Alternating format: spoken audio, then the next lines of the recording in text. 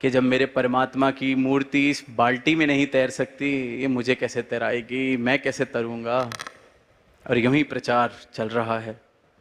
अब वो जो शहर से लड़का आया था वो भी देखा, उसने भी देखा कुछ तो बात है।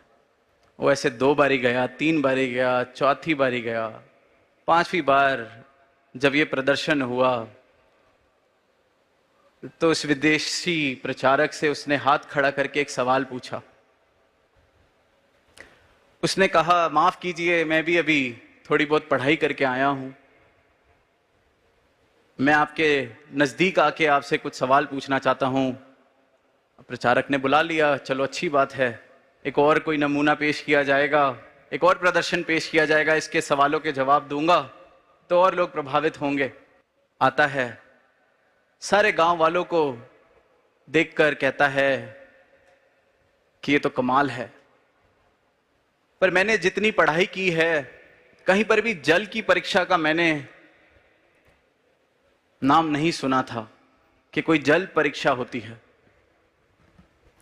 लेकिन हां, मैंने जितने ग्रंथ पढ़े, शास्त्र पढ़े, मैंने अग्नि परीक्षा के बारे में जरूर सुना था। तो मेरा ध्यान है कि जहां जल परीक्षा ले ली गई है, अब जरा दोनों मूर्तियों की अग्नि परीक्षा भी ले लेते हैं। माना आपका परमात्मा श्रेष्ठ है, एक परीक्षा ले लीजिए, मेरे भी मन के संदेह दूर हो जाएंगे, मैं भी फिर आस्था, अपनी श्रद्धा अर्पित समर्पित कर सकूंगा।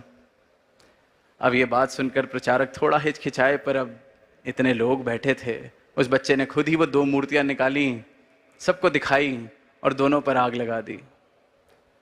अब जो विदेशी मूर्ति थी वो जल गई और भस्म हो गई, और जो अपना गांव वाले भगवान थे वो वैसे के वैसे बढ़िया ठीक एकदम।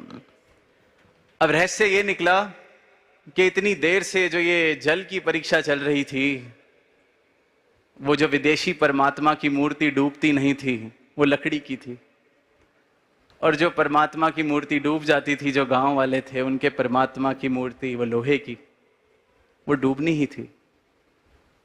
और इस प्रकार से सारी ही दुनिया में एक खेल चल रहा है। सारी दुनिया में धर्म के नाम पर बंटवारे किए जा रहे हैं, खेल खेले जा रहे हैं, इंसान को बांटा जा रहा है।